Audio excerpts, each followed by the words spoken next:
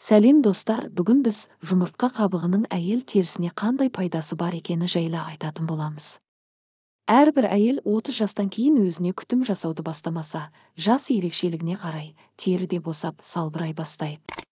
Алғашқы әжім іздерінің де көрініс беруі 30 жастан асқаннан кейін байқалады.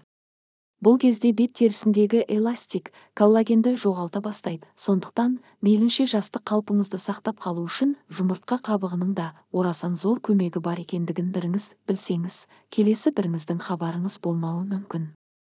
Ендеше ас үйде жиі пайдаланатын азықтың бірі жұмыртқа екендігі белгілі болса, оның қабығына дейін пайдаға асыруға кірісейік. Қоқысқа тастамаңыз.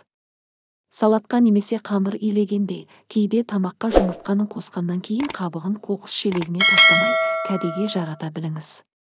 Онымен бет терісі үшін керемет маска жасауды бастайық. Ол үшін жұмыртқаны тазалап жуып алыңыз. Егер де сенімсіз болсаңыз, бүкіл микробтардан тазартып алу үшін сірке суымен де жусаңыз болады.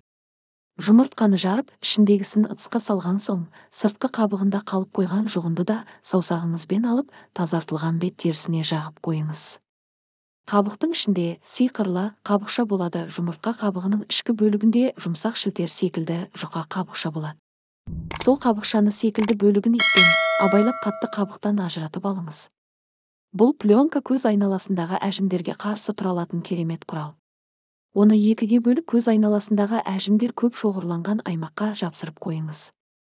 10-15 минуттай ұстаңыз.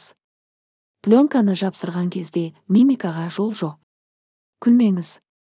Көз айналасына жапсырған пленка түсіп қалмас үшін ол маңайды қозғамаған дұрыс. Сөйлеуге болады.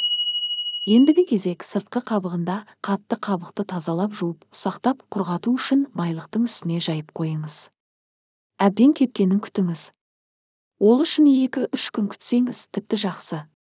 Кепкен қабықты алып ұнтақтаймыз. Блендермен немесе дәкені бейінт 2-3 қабат етіп қабықты орап алған соң, сыртынан балғамен ұрып ұнтақтаңыз. Кәдімгі ұн секілді болып түйіршік қалмайтындай ұнтақтағаныңыз жөн. Себебі масканы бетіңізге жағу кезінде қатты қабықтың бетіңізді жырып, теріге зақым келтіріп алмас үшін. Содан кейін бетіңіздегі ақуызды жуып тастайсыз. Бетіңіз құрғағанша маска дайындап алатын уақыт бар. Ол үшін бір ас қасық кез келген айранға немесе йогуртта жарайды. Бір шай қасық ұнтақталған жұмыртқаның қабығын салып араластырып алыңыз. Соңынан бетіңізге масканы щеткамен жағып шығыңыз. Қолмен жағуға болмайды және уқалаудың, массаждың қажеті жоқ. Жай ғана масканы жағып шығыңыз да 15 минуттай масканың кепкенін күтіңіз. Кепкенін байқау үшін саусағыңызбен бетіңізді ұстап көріңіз. Содан соң бірден жуып тастамай, беттегі масканы қолмен сылып алып тастаймыз. Артынан қалған қалдықтарын жылы сумен жуып тастайсыз. Егер бетіңіздің терісі майлы болса, ештеңе жағудың қажеті жоқ.